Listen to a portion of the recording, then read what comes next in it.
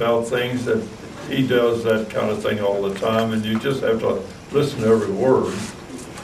I just soon he didn't hear me brag on him too much, but he's pretty smart, and he thinks of things and he knows things.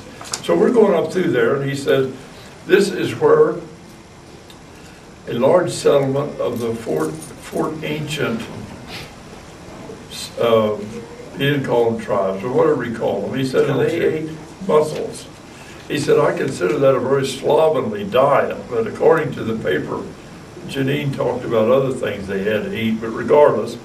And Bruce said, they broke up the shells of the mussel to reinforce their clay dishes. And he said, you know, along this creek, where it's all washed out, see, that was a road, and the road was all eroded. You'd find it here and there, and as we walked up through there. Well, we started looking. And I found a piece of pottery.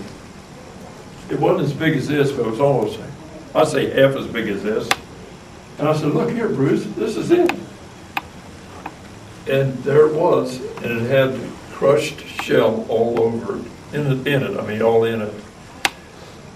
I kept it, and of course I've lost it somewhere in my keepings, my treasured things someplace. But I was astounded by that, because you're holding something that a native, and I'll do that, I'll just say native, there's other ways to say it, worked hard and finally came up with something that they needed, and there it was.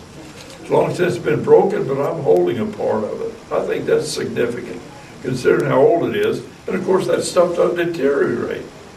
If nothing happens to it, it'll be there from now on, I guess. I think that's an exaggeration, but you get the point. Yeah, but that's the kind of thing we run into all the time. Well, you're either going to find sand-tempered or shell-tempered pottery, and that's so, yes. You're acting like it was nothing, I thought it was pretty good. Because this is a very early reporting, too, it gives you a few other names.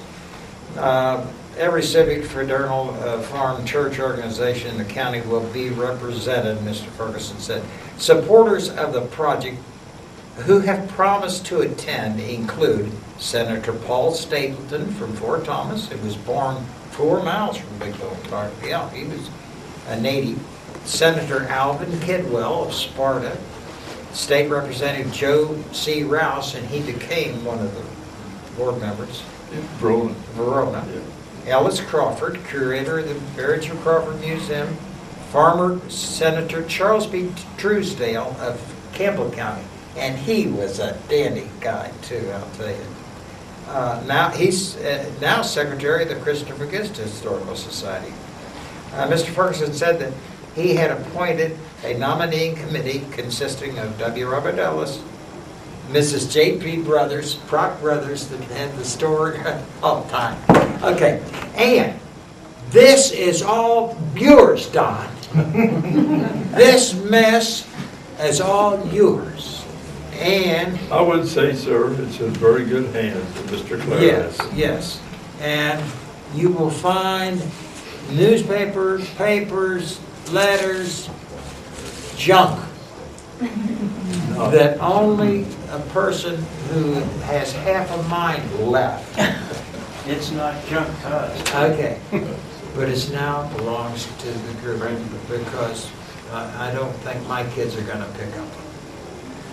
I think we've worn them out. What do you I think? think we have too, and we ran out of stuff.